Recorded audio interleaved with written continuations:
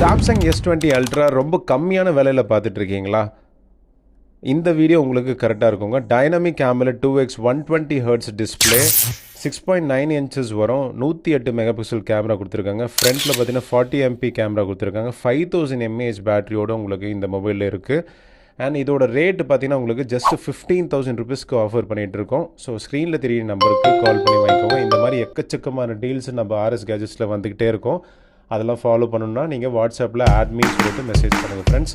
And அடுத்த வீடியோவில் சந்திக்கலாம். until then bye bye friends.